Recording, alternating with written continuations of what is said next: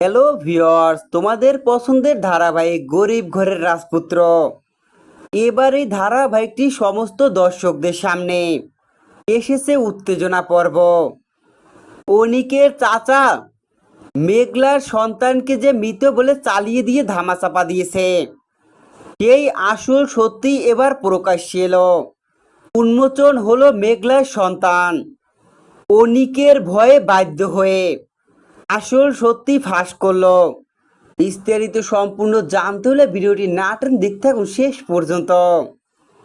মেঘলা যে সমানে অনিককে তার সন্তানের খুনি বলে অপমানিত করছে, ক্ষমা করছে না অনিককে, কিন্তু সেই অনিকই বস্তিতে একটি বাচ্চার কান্নার আওয়াজ শুনতে পায়।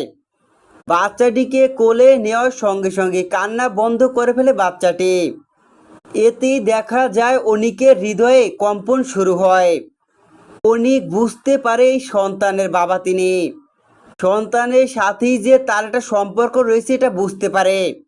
এমনকি বাচ্চাটি কোলে নেওয়ার সঙ্গে সঙ্গে যে মহিলাটি বাজে ব্যবহার করে অনিকের সাথে, এতে অনিক বুঝতে পারে বাচ্চাটি তার নয়, বাচ্চাটি যে অন্য কেউ এটা বুঝতে পেরেই বাড়ির উপরে নজর রাখে অনিক। সেখানেই দেখা যায় বৃষ্টি সেখানে আসে বাচ্চাটির সাথে দেখা করার জন্য, এমনকি বাচ্চাটির দেখভাল করার কথা বলে।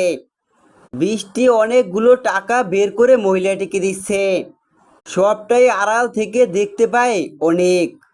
অনেক লুকিয়ে দেখতে পেয়ে সবটা জানতে পারে মেঘলার সন্তানই যে বাচ্চা।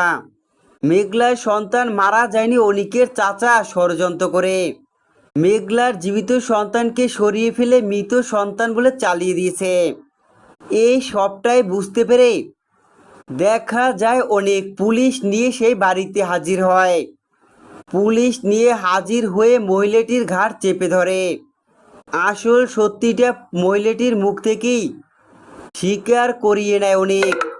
তো বন্ধুরা, গরিব ঘরের রাজপুত্র ধারাবাহিক এসবই তোমরা দেখতে আগামী পর্বে। ভিডিওটি ভালো লাগলে অবশ্যই লাইক করে দিন আর চ্যানেল সাবস্ক্রাইব করে পাশে থাকবে লাইকনটি বাজিয়ে দাও। ধন্যবাদ।